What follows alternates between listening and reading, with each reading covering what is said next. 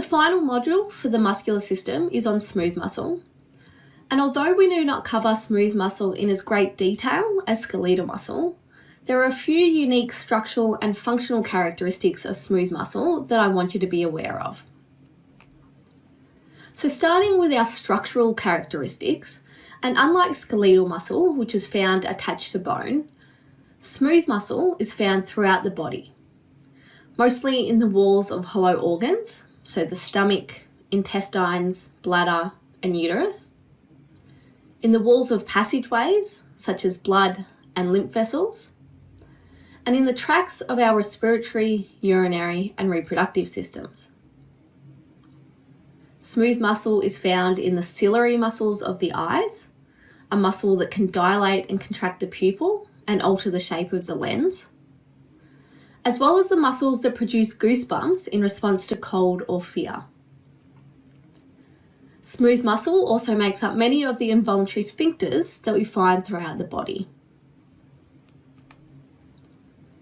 The fibres that make up smooth muscle are spindle-shaped, which we've mentioned before.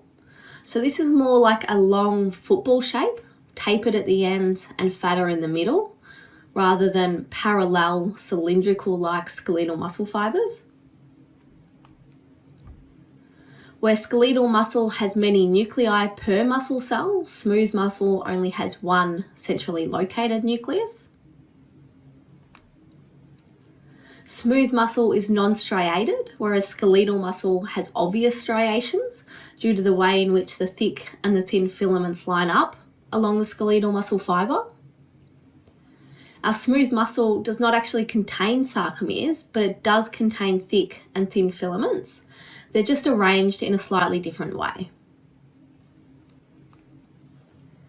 In smooth muscle, the thin filaments are anchored to what we call dense bodies, which are scattered throughout the smooth muscle. It's the dense bodies which are pulled closer together when the muscle contracts, rather than the Z-discs in skeletal muscle. So taking a look at an illustration of a smooth muscle cell and going through some of the differences that we just listed. And firstly, smooth muscle cells are spindle-shaped, as you can see here. So tapered at the ends and then fatter in the middle. Our smooth muscle cells have a single centrally located nucleus.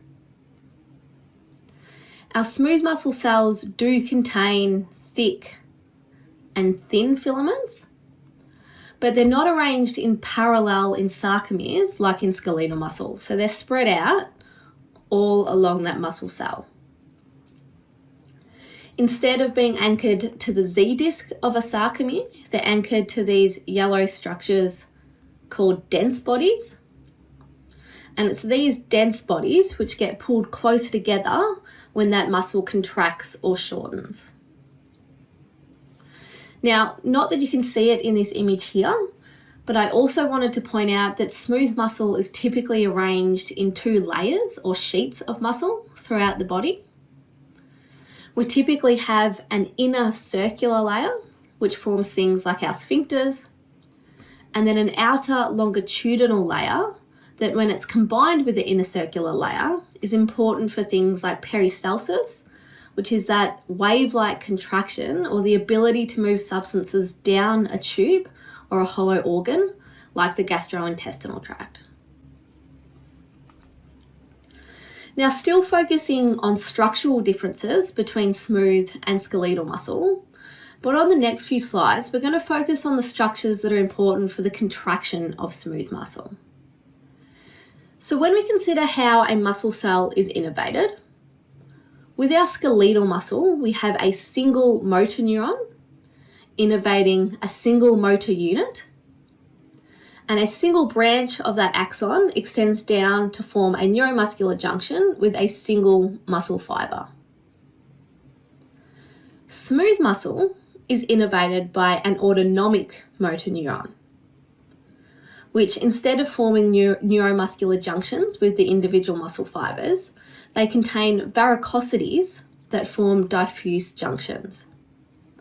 So to show you what these structures look like, and here is our skeletal muscle, which is innervated by our somatic motor neurons. Here we have a single somatic motor neuron extending from the spinal cord. It then branches, that axon branches, and each branch of that axon forms a single neuromuscular junction with a single muscle fibre. As we spoke about previously, a single motor neuron and all of the muscle fibres that it innervates is called a motor unit. This is then our smooth muscle, which is innervated by an autonomic motor neuron. And these contain varicosities, which form diffuse junctions. So let's say this is our autonomic motor neuron here. Along the neuron are these swellings, which we call varicosities. And varicosities are just swellings in the neuron that contain vesicles filled with neurotransmitter. So instead of synapsing with a single muscle fibre, these neurons will lie on top of a sheet of smooth muscle so that that whole region of muscle tissue can be innervated and therefore hopefully contract at exactly the same time. Now, these junctions are called diffuse junctions because the synapse between the neuron and the muscle cell is more broad or diffuse and not as well defined or structured as in our skeletal muscle. Now, as well as being innervated by a different kind of motor neuron, an action potential doesn't travel along smooth muscle via T-tubules like it does in skeletal muscle. Rather, an action potential travels along smooth muscle via gap junctions.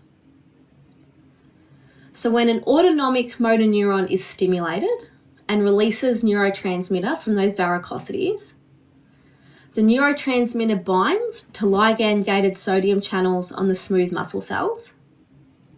Sodium enters the cell, and the action potential can move through that smooth muscle directly via those gap junctions.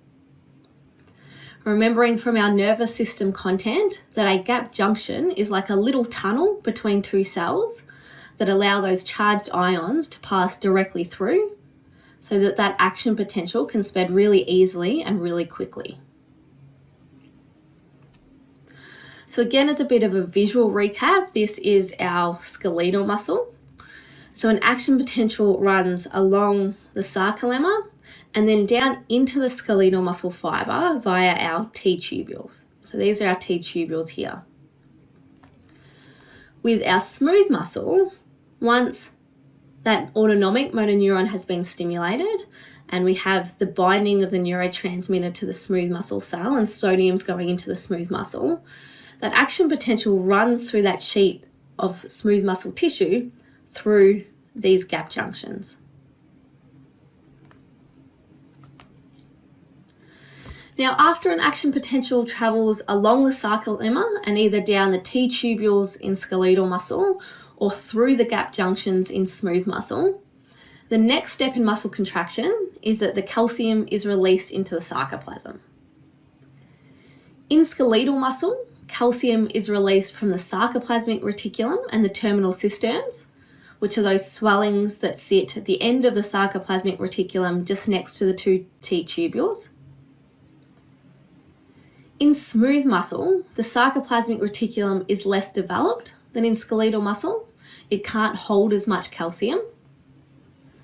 So the smooth muscle can also receive calcium from the extracellular fluid or the fluid outside of that muscle cell.